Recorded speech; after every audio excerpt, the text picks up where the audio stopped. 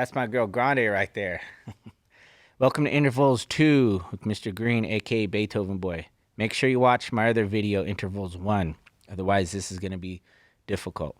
The main thing we're going to take away from today is quality of interval. We talked about distance in the last video. Now we have this new thing called quality. The best example I could think of to explain this is, let's say you're a runner. Okay, you can run a mile on flat land, or you could run a mile up a mountain. Same distance, but you know that mountain's going to be a lot harder to run up, right? It has a different quality. It's not flat. Okay, music's going to be the same way. For example, that's a fifth. That's also a fifth. That could be a fifth too. So I have three very different sounds. They're all fifths. How can that be? It's because there's a quality to these intervals. Pay attention. This is going to be a little tricky. I'm going to try to explain this as best as I can with some examples that you might have heard on the radio. So in our last lesson, we learned about distance. The distance between a D and a G is a fourth. A D flat and a G is a fourth. A D and a G sharp's a fourth. Okay, but they can't really all sound the same. Okay, they're all fourths, but they're different. We're going to learn the quality. Okay, now to determine the quality, we have to count the amount of half steps between the notes. If you play piano, every time you go from one note to the very next note is a half step. That's a half step, half step, half step, half step, half step, so on and so forth. Half steps, okay? So distance is between note names. Quality is between the half steps, okay? And we're going to use both of those to determine ultimately what kind of interval it is. Your first interval is a unison or a perfect one. I don't know if we even call it that. But if I could have two fingers play same note on a piano, it would be unison, okay? I think that's fairly easy to get. Your minor second is one half step away. Those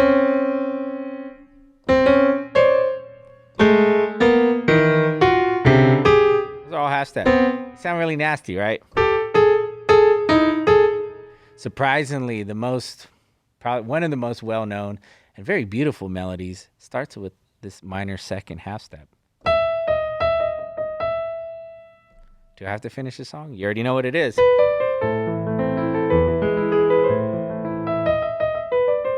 Okay. There's your minor second, your half step. Okay. Jaws. Big one. My favorite, though, is Benny Benassi.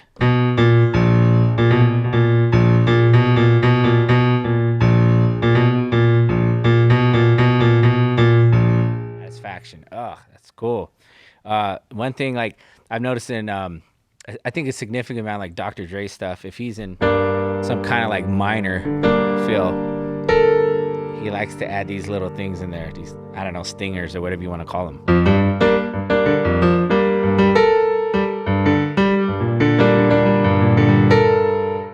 Minor second, okay.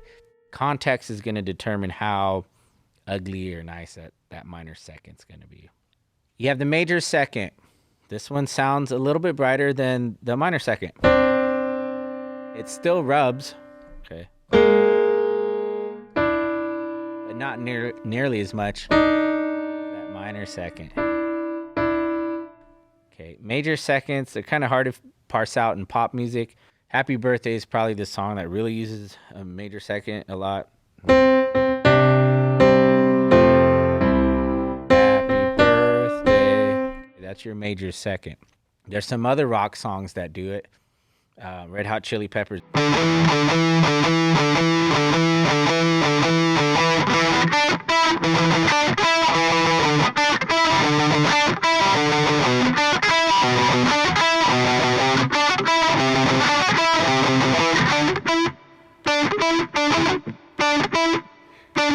Gavin DeGraw, Stone Temple Pilots.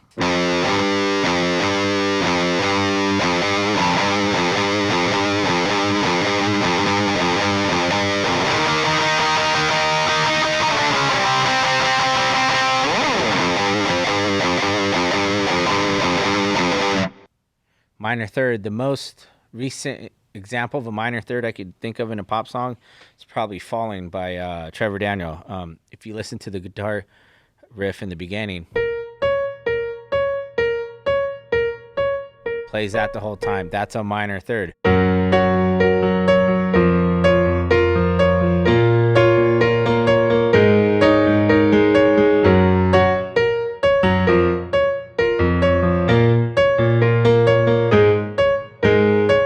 Okay, Trevor Daniel, minor third. My Oasis by Sam Smith. He ends up on this minor third up here. Another good example from my girl Grande right here is in Dangerous Woman.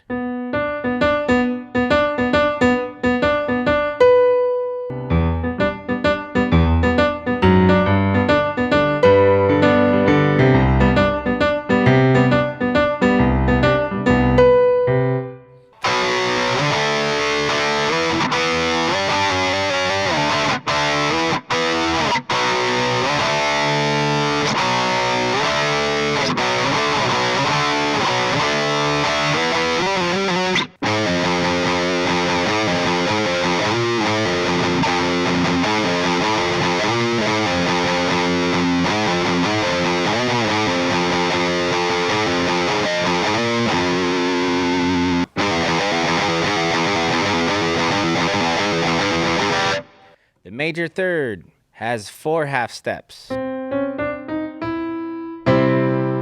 half steps. Very brighter sounding. It's kind of happy feeling. I think War Pigs is kind of the first thing that really comes to mind.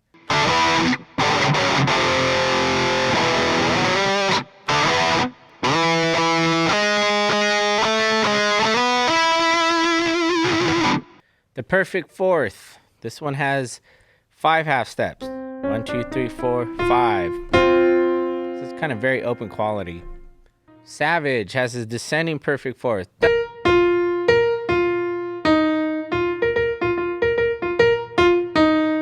Good example of perfect fourth, I think, is Funny by Zedd. Right there, perfect fourth. Also gives you a fifth right afterwards.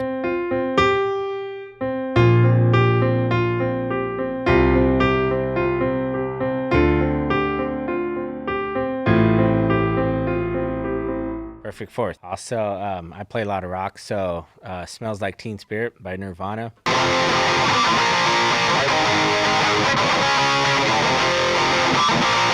So the chords move by fourths. These are fourths as well.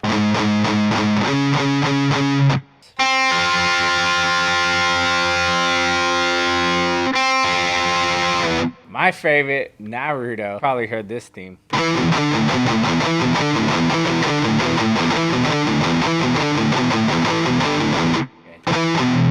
Fourth. The next interval, this was the funky one. It's very special. We're going to cover it later in the future. Has 2 names. It's an augmented fourth or it's a diminished fifth. Sounds ugh. Okay. It is 6 half steps. 1, 2, 3, 4, 5. 6 half steps away from whatever note you're on. You don't hear this really prominently in pop music. It's all over metal music. They love that stuff. And in jazz and blues, we take advantage of kind of different things you can do. But one of the most popular themes, I think, that has an augmented fourth or a flat fifth is Simpsons.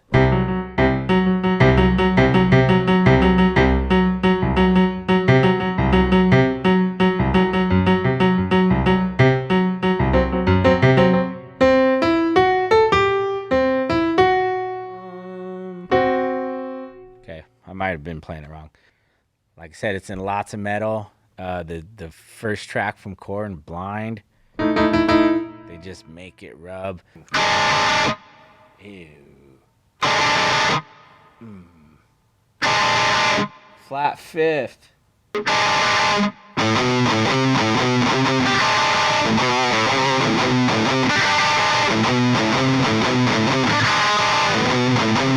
Enter Sandman.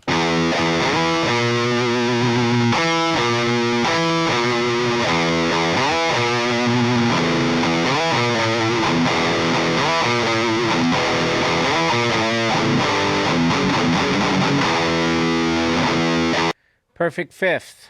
This is 7 half steps. 1, 2, 3, 4, 5, 6, 7. Okay. Has a very just nice consonant quality. Doesn't really clash with anything. It's a nice interval. Maybe that's why they call it perfect. Okay. The most recent example I can think of is Rain on Me by Lady Gaga.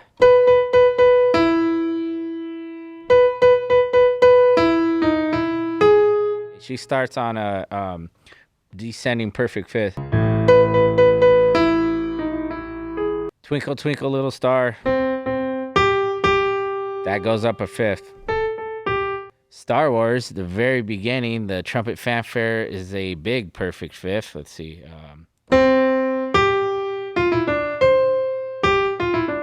So the first two notes.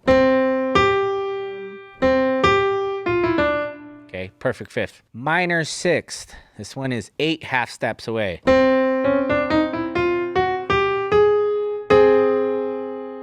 Okay.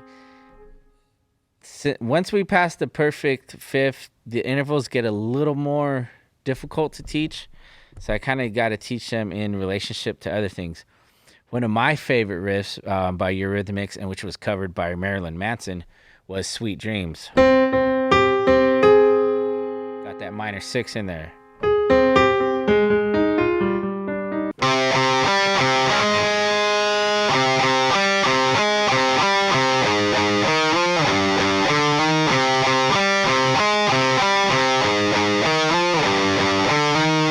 Okay, you got your minor 6. Perfect fifth.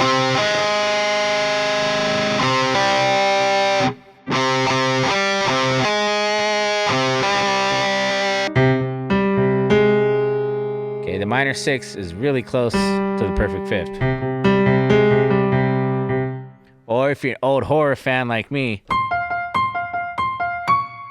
that's your minor 6. The whole theme song to Michael Myers. Technically, it's called Halloween. It's just a vacillation between perfect fifth and minor 6. Oh.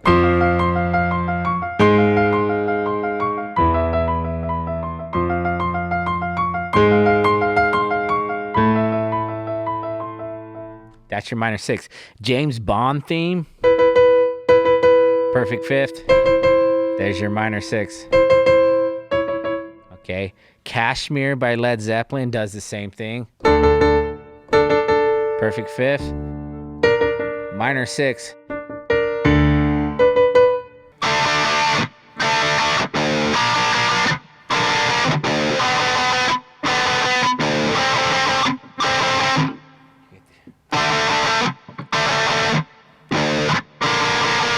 Minor 6.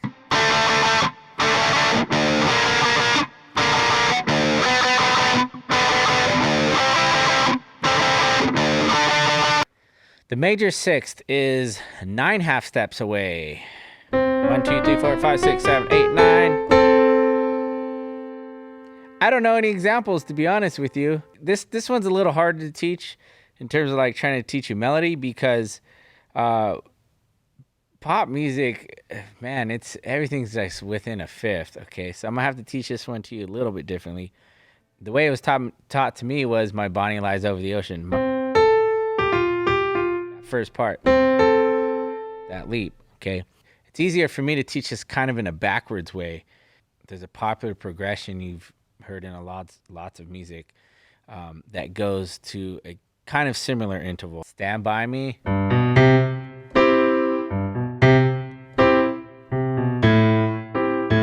That interval there, that's your major sixth. Okay, also blues.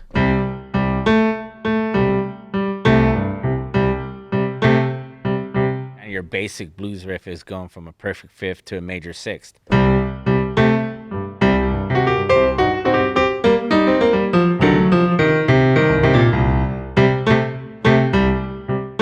Okay, there's your major sixth. Minor seventh. Okay, again, you're not going to hear a lot of these per se in like someone singing this in pop music. All right, but I'm a metal guy, and I hear this a lot. My favorite riff is Man in Box by Alice in Chains.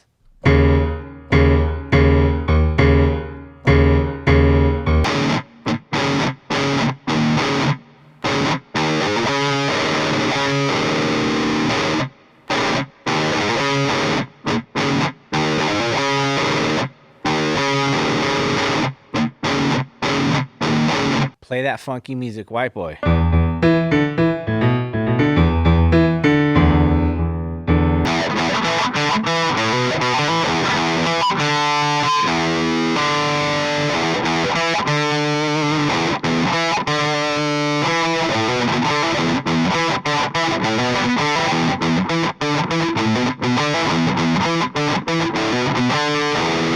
Me, minor sevenths are always like, dude, we're about to lay some funk down, man.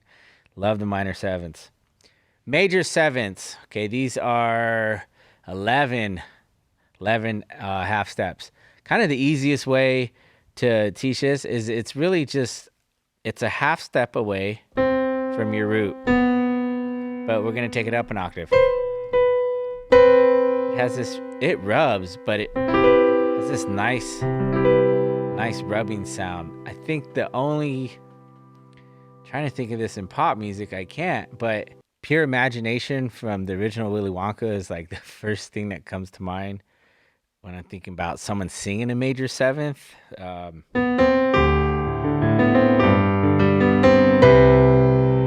it right there. That's your major seventh. It rubs with the root, but it's very pretty, at least for me. There's a lot of songs that play the major seventh and then the minor seventh because it's a nice little chromatic run. The Beatles, Something the Way You Move. That's your major seventh. Listen how it rubs. Then they go to minor seven.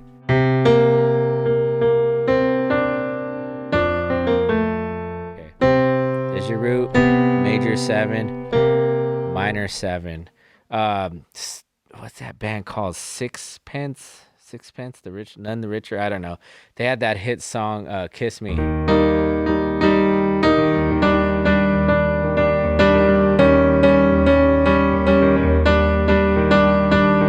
They just kept going back and forth. Roots, major seven, minor seven, major seven.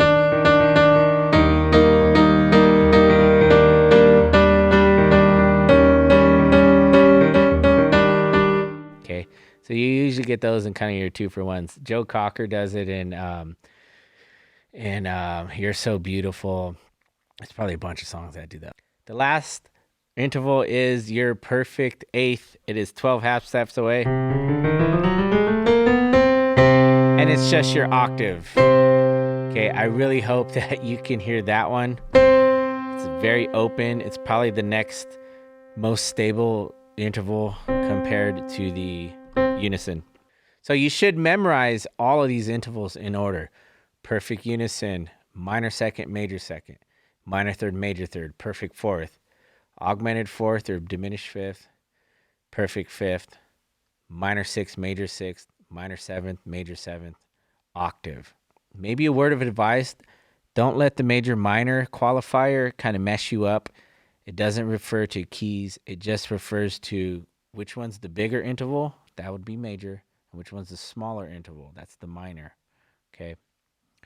Hope that helps you.